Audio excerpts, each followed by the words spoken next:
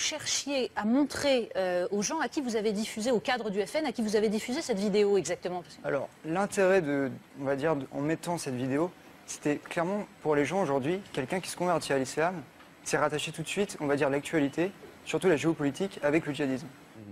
Pour moi, c'était un petit peu de montrer quelque chose d'iconoclaste, dans le sens que le Coran, bah, finalement, on connaît, on va dire, les choses qui font polémique avec le djihad, mais ces éléments sur la science, peu de personnes les connaissent. Donc, finalement, c'était de montrer ça. Quand même, vous n'êtes pas naïf, vous savez très bien que s'il y a un parti politique où peut-être l'islam est mis un peu à distance, c'est quand même celui que vous avez choisi. Vous le savez, ça, non?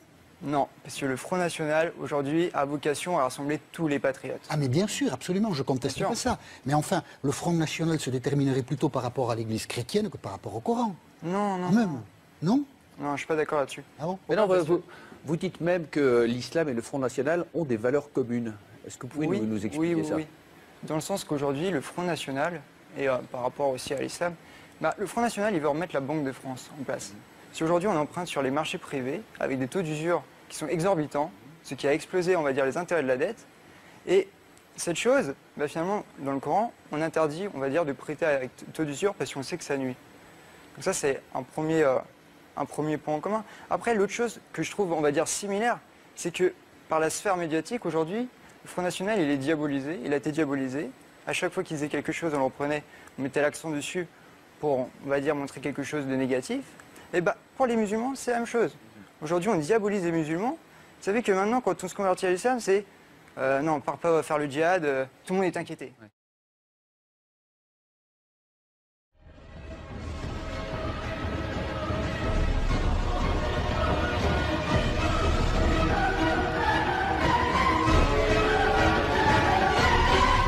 Pour conclure, nous allons vous prouver si le Coran vient bien de Dieu. Car comme il a été dit, si celui-ci provient de Dieu, il doit contenir des miracles. Et si vous lisez le Coran, vous verrez qu'il contient des informations qui ne pouvaient être connues à l'époque, c'est-à-dire il y a 1400 ans. Mohamed était un homme qui vivait en plein milieu du désert d'Arabie, là où la technologie n'existait pas.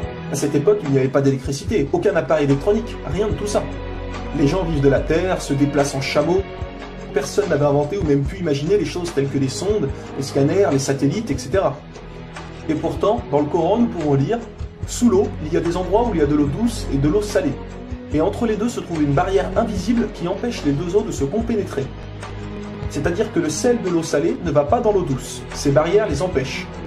Les océanologues comme Jacques-Yves Cousteau ont découvert cela récemment grâce aux sous-marins où ils ont pu faire des prélèvements d'eau, etc.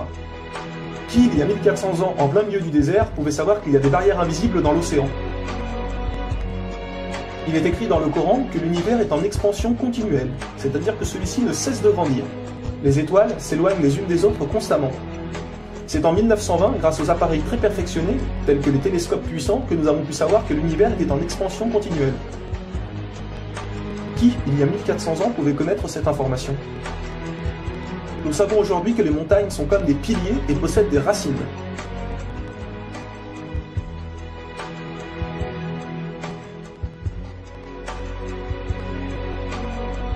Sans les montagnes, il y aurait très fréquemment des tremblements de terre. Nous savons grâce aux récentes découvertes qu'elles servent à la stabilisation de l'écorce terrestre. Qui, une nouvelle fois, il y a 1400 ans, pouvait savoir que les montagnes étaient ancrées comme des piliers et que ceux-ci servaient à la stabilisation de l'écorce terrestre? Il est écrit dans le Coran que Dieu a créé les 7 cieux et la terre par le même nombre, c'est-à-dire 7. Nous connaissons aujourd'hui, grâce aux sondes qui vont sous terre, que la planète possède 7 couches terrestres. Le noyau interne solide, le noyau externe liquide, la couche D, le manteau inférieur, puis le manteau intermédiaire, le manteau supérieur et la lithosphère. Qui, il y a 1400 ans en plein milieu du désert, pouvait savoir que la Terre possédait 7 couches? Il était impossible de connaître cela sans la technologie récente. Il est aussi mentionné que les plantes ont des sexes, mâles et femelles. La découverte de la sexualité des plantes fut réalisée par Rudolf Jacob Comnenarius entre 1660 et 1720. Le Coran explique étape par étape l'embryologie, c'est-à-dire comment un enfant se développe dans le ventre de sa mère. Le professeur Ketmour, qui a aussi le prix Nobel au Canada de l'embryologie, a confirmé que cela se passait exactement comme indiqué dans le Coran, et a affirmé que ces faits ne pouvaient être connus d'il y a 1400 ans, et que par conséquent, ces informations avaient été révélées à Mohamed par Dieu. Un exemple, le Coran explique qu'à un moment, le fœtus a la forme d'une sangsue dans le ventre de sa mère.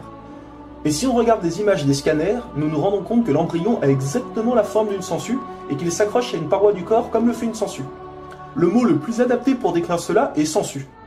Vous voyez comment les versets coraniques s'accordent parfaitement avec la science d'aujourd'hui? Pour savoir cela, il a fallu attendre l'arrivée de scanners, de caméras, etc. Qui, il y a 1400 ans, pouvait décrire en détail les étapes de l'embryologie? Pour ceux qui pensent que le Coran copie certaines civilisations, il faut savoir que certaines personnes auparavant avaient fait des suppositions et avaient pensé des choses qui se sont révélées vraies, mais ont aussi fait énormément d'erreurs, et que soi-disant le Coran les avait copiées. Donc par exemple, si vous prenez un mauvais élève qui copie sur un bon élève, si le bon élève a 18 sur 20, est-ce que le mauvais élève va avoir 20 sur 20? Non, bien sûr que non, car le mauvais élève aura copié les bonnes comme les mauvaises réponses, donc il aura aussi 18 sur 20. Alors si soi-disant le Coran copie les civilisations ou peu importe, comment se fait-il que le Coran extrait le vrai du faux? De plus que ces quelques civilisations ne faisaient que des suppositions. Or Mohammed affirme être sûr de tout ce qu'il dit. Le Coran contient plus de 500 versets dus à la science, sans aucune erreur ou contradiction. Et la technologie d'aujourd'hui ne vient pas contredire, mais confirmer tous les versets un par un du Coran.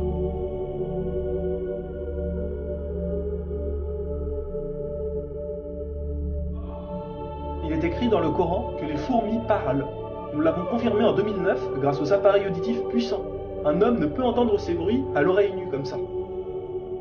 Nous savons aujourd'hui que dans la plupart des pays, il est interdit d'avorter au bout de 3 à 4 mois.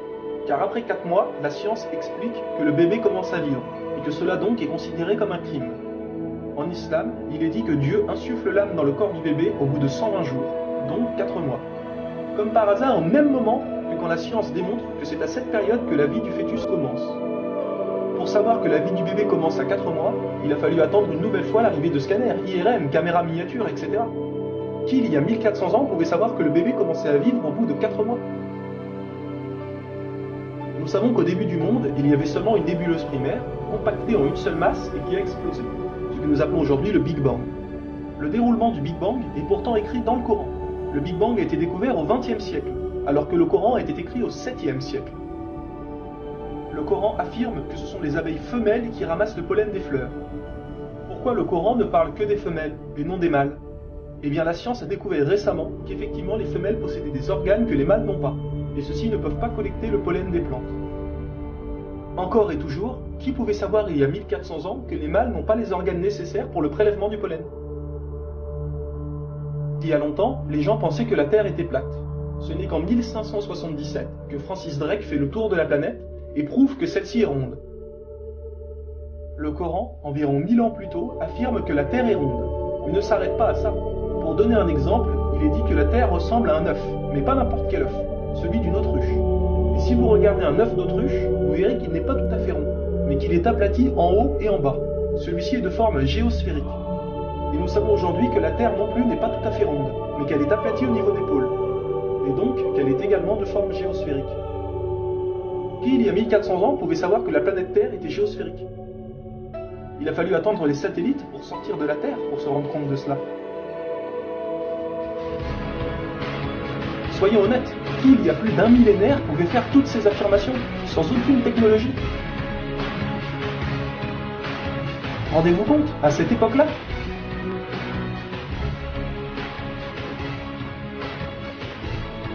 Et soyez conscients que je n'ai donné que quelques exemples. Il y a plus de 500 versets qui parlent de science sans aucune erreur.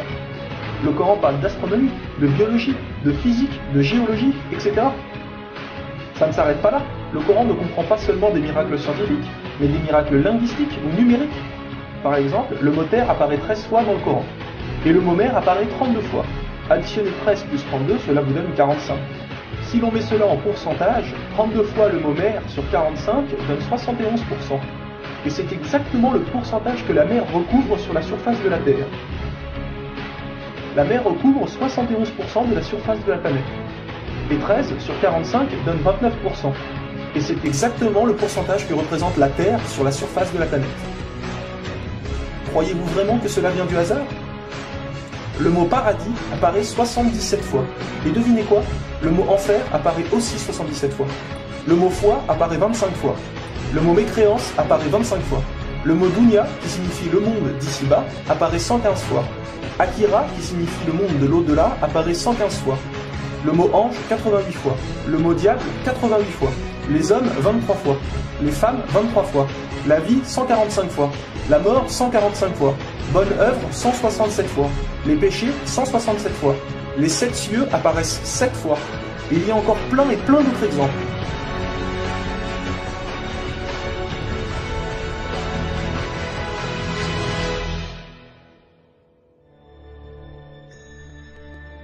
Le Coran est d'une beauté incomparable. Dans la langue originale, c'est-à-dire en arabe, environ la moitié du Coran rime. Le Coran contient des palindromes. Un palindrome est un mot qui veut dire la même chose si on le dit à l'envers. Par exemple, Bob, à l'envers, vous aurez toujours Bob. Ou kayak, à l'envers, vous aurez toujours kayak. Un mot comme ça peut se trouver, mais une phrase entière, cela est quasiment impossible. Ou alors votre phrase ne voudra rien dire. Mais non, le Coran possède des phrases entières en palindrome, et ces versets ont un sens très profond. Le Coran ne possède aucune contradiction ou erreur. Je vais donner un dernier exemple avant de conclure. Vous allez vous rendre compte de l'extraordinaire précision du choix des mots. Dans un verset, Dieu dit qu'il n'a pas doté l'homme de 2 cœurs. Pourtant, un peu plus loin, Dieu parle aussi des femmes. Alors pourquoi il ne dit pas « je n'ai pas doté l'être humain de 2 cœurs » ? Pourquoi ne parle-t-il que des hommes, puisque les femmes sont mentionnées après ? Quand nous lisons tout le passage, nous nous rendons compte que Dieu ne parle pas au sens littéral, mais au sens figuré. Il explique que l'homme ne peut pas être croyant ou non-croyant, c'est l'un ou l'autre, les deux ne peuvent pas coexister. Ou on a la foi, ou on l'a pas. Mais si nous prenons ce verset au sens littéral, est-ce vrai ? Oui, bien sûr, l'homme ne possède qu'un seul cœur.